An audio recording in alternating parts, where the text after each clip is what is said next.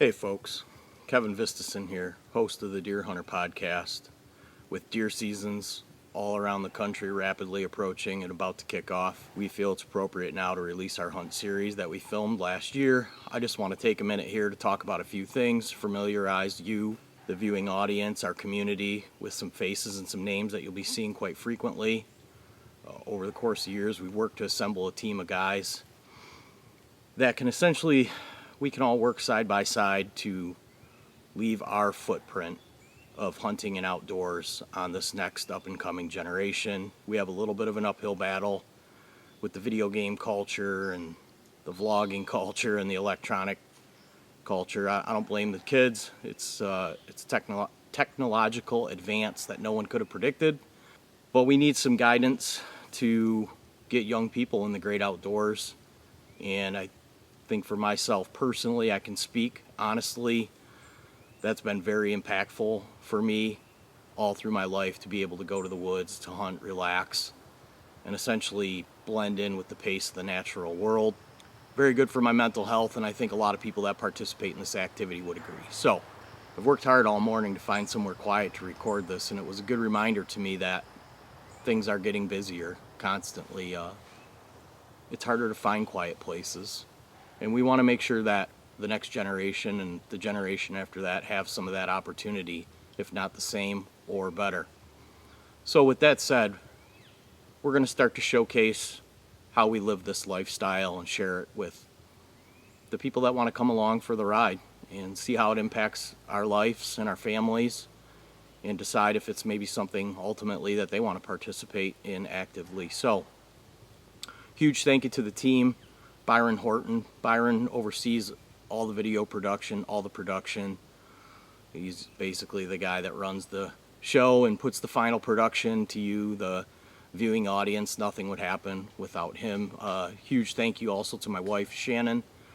She runs the business end of this venture, and it would not be possible for it to be operational. It would not be operational if it would not for her organized effort. So thank you to my loving wife, Shannon.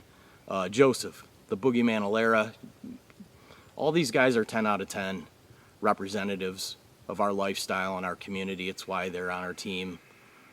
They're going to be a huge part of this moving forward. Byron Horton, Big Joe, the Boogeyman Alara. Our contributor, Nick Polano, he's been working with us the last couple years. Bobby Roop, the same. And then another friend from Wisconsin, Brad Werwinski, has filmed some content, and we'll be publishing that through our channel. And we're also collectively bringing other guys on to the team and showcasing some of these video production skills of capturing this lifestyle, so that we can kind of explain who we are and what we do as a culture. Really, maybe hunting's had a little bit of a PR problem over the course of the last few decades, and part of that could be just fitting into the pace of modern society, modern civilization. It moves way too fast to be good for anybody's mental health. So we come out here and we reset ourselves. And like I said, if we have an opportunity to leave our footprint, to guide the next generation to do similar or the same, then our job and mission will have been complete. So just kind of keep that in mind as you come along with us. These guys, Byron, Joe, Nick, Bobby, Brad, huge thanks to everybody. Look forward to kicking off season 1. We've got quite a few exciting hunts from last year. Really, I was nervous to record this, honestly. I've been thinking a lot about it. I actually came out to a area where I killed my first deer with the assistance of my grandfather, who's no longer with us, but he's responsible for getting me into this place and doing these things, and it's been impactful on my life. I have my family out here with me this weekend, and I wouldn't be living the quality of life that I am if it wasn't for me participating in this activity and him guiding me through that. So we're out in a spot right now where I approximately killed my first animal, my first deer, a 5-point buck with a firearm. And we're just kind of reflecting and thinking about why we put all this effort in and why we're doing this, and it's important. We want to share it.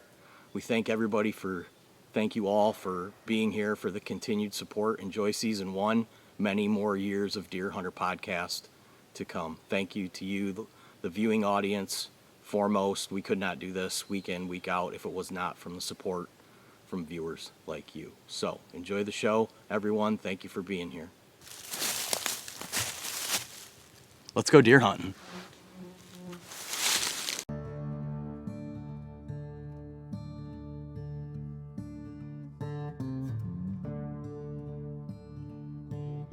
October 28th. It's the first time this season I've stepped foot on my farm with bow in hand. A place I've nurtured year after year into something special. As dawn breaks, I see it. The woods are different now. Fall has arrived in full force. The leaves have turned and the air is crisp, and the rut is whispering just over the ridge.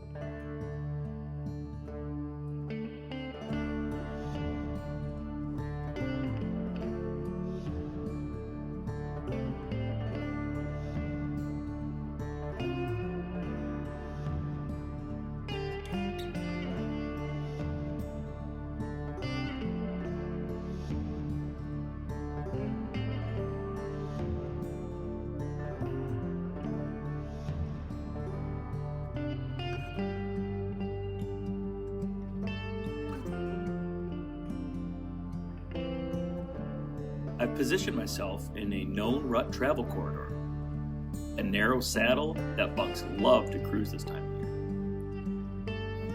And while many hunters talk about an overrun doe population, this particular farm has remained balanced, carefully managed, and intentionally hunted. Taking a doe here isn't just about meat in the freezer. It's about managing the herd. It's about stewardship. We don't see the need to take very many does, but when we do, it's with purpose.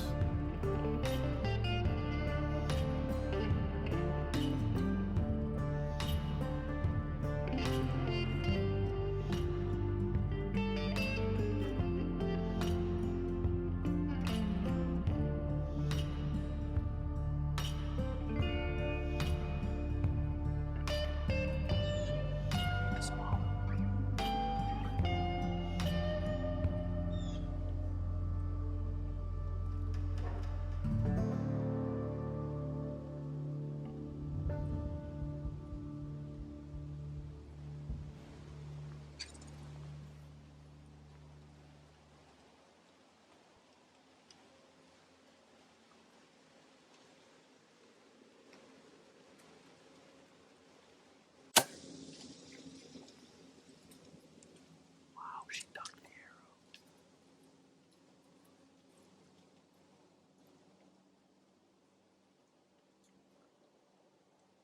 Clean miss. Oh, she's going back to sniff the arrow.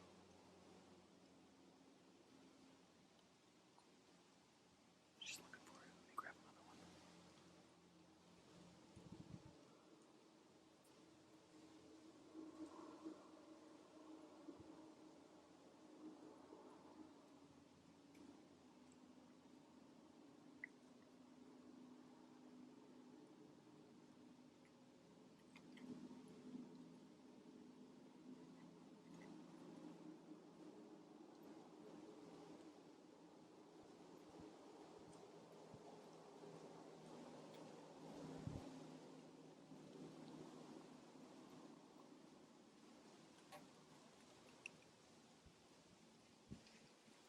She smelled my fingers on the arrow.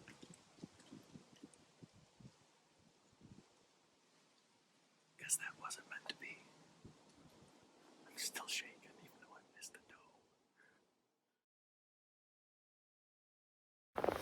Well, it's 11:45. About 5 minutes ago, I just had a big buck. I don't know how it got here without me hearing.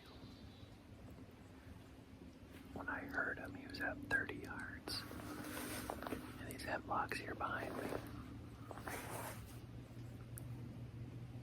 He headed south, away from me. Not spooked, he was walking. I didn't see a doe with him at all.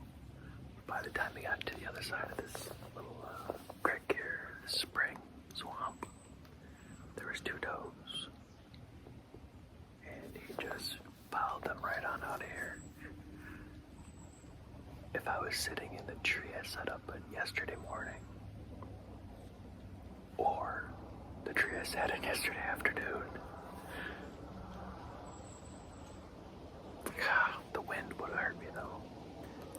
I would have had a shot, but that wind, he would have been right in the path of that wind, so maybe not.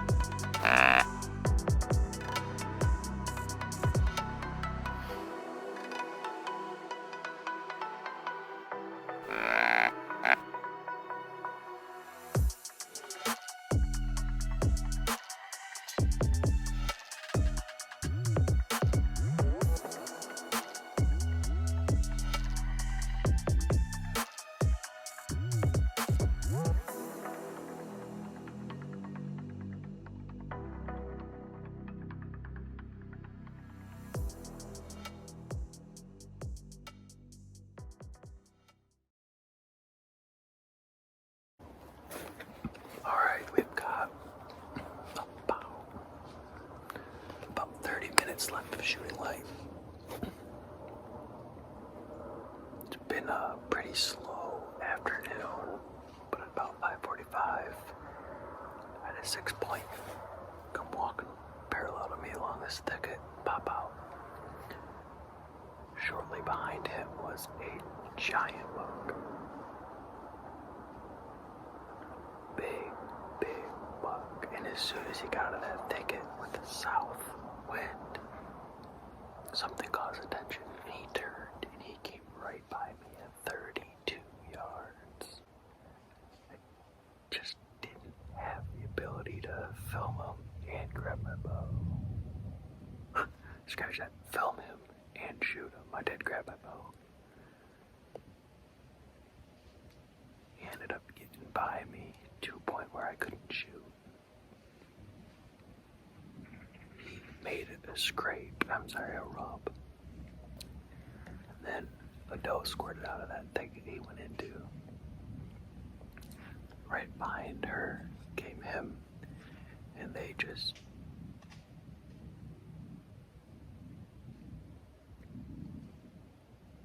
squirrel. They cat and moused and worked their way back where he came from. Unfortunately, no shots. Hoping he comes back. Maybe the 2 of them will circle back and come up. If he leaves the doe or if she loses him, maybe he'll come back and finish where he was going. I suspect he was coming to these scrapes that showed up last night.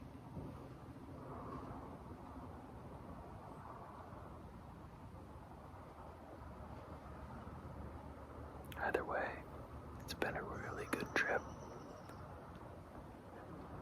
If these next 30 minutes are not fruitful, this will be the end of my trip and back to the grindstone at work. Hopefully I check back in with a good update, otherwise this will probably be the wrap of the video. See ya. After missing the doe, I recognized that I was a little too far from the movement, and I considered moving. With my saddle set up, I had the freedom. But sometimes, staying put's the easier choice. I trusted the spot, trusted the movement, and I waited. The buck showed up. I did not capitalize. He came too quick for a shot, and when he did stop, he was out of range. I replayed the day in my mind. The miss, the decision not to move, each choice led me to that moment. And sure, I could beat myself up over it, but the truth is, this is how we grow as hunters. Each sit, each arrow, and each close call. They shape us. And the rut, it's just getting started.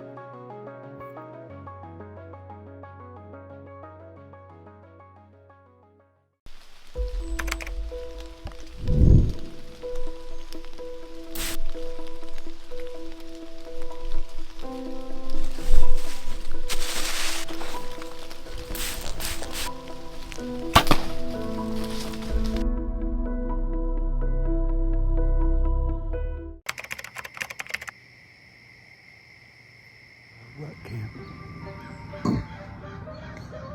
It feels good this morning.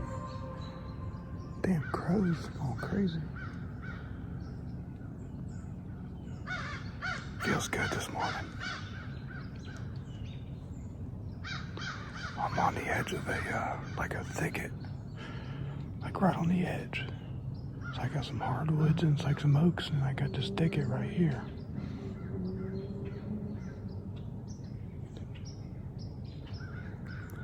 I hunted about 500 yards or so away north of me yesterday. Today the wind's kind of a southern wind, so I had a wind in my face coming in. I saw two does kind of heading this way yesterday, so I think there's some does bedding in here. Hopefully some buck comes by.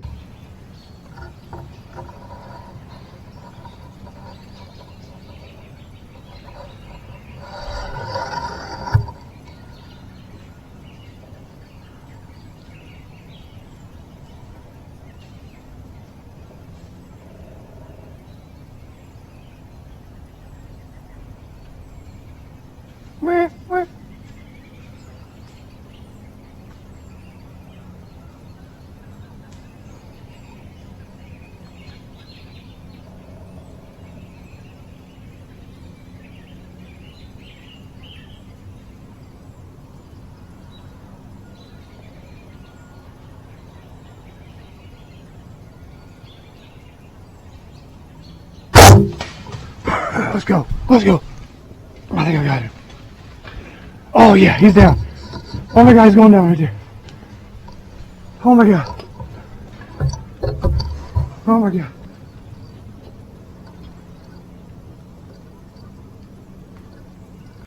Oh my God, I just saw one. Let's go. Oh, it's a wide 8. He's good, but he's laying dead right there. Dingo 20. Oh my God. Oh my God. Holy shit. He's right there. His head's propped up against this tree. I can see him right there. Oh my God. Oh my God. Oh, you gotta get sit down. You gotta be kidding me. Dude, so many years of having encounters and blowing it. And it was just beautiful. He came out the thicket. I heard something walking down. I'm in a little tree. It's shaking like a motherfucker.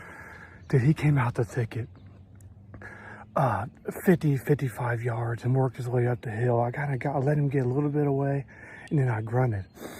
And he came walking right back to me. He gets right here, dude. Like, I had a lane. I almost was kicking myself so bad. I had a lane, and I could have shot it, but he was quartering to. And like, he just had to get past this next bunch of trees and it would have been a lot better shot. I would have been a lot more calmed down.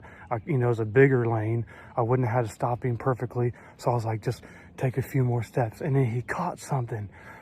I'm sitting there full draw and he's right behind a tree. I'm like, oh my God, you gotta be kidding me.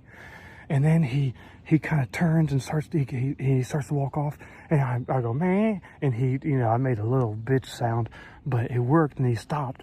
But then he's right behind some trees again. I'm like, oh my God, I got him right here.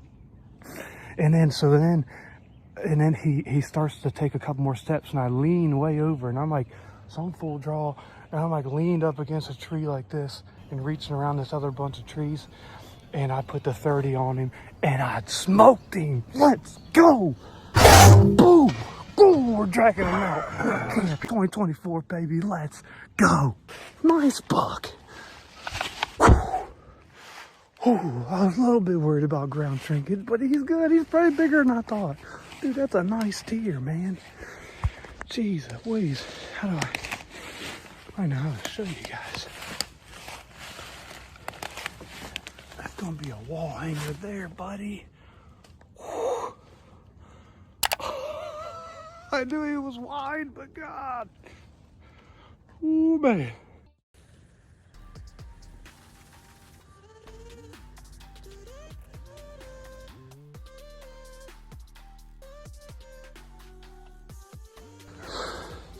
Dragging her out.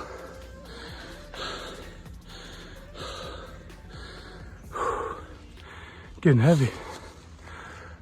Yeah, it is. Andy ain't built for this. No, one time a year, like Byron says, one time a year.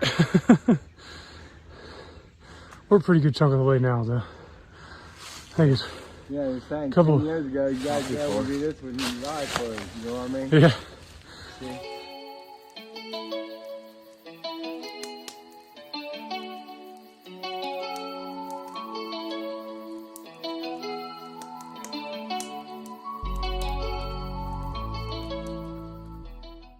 So we had some elk steaks and maybe a few too many beers.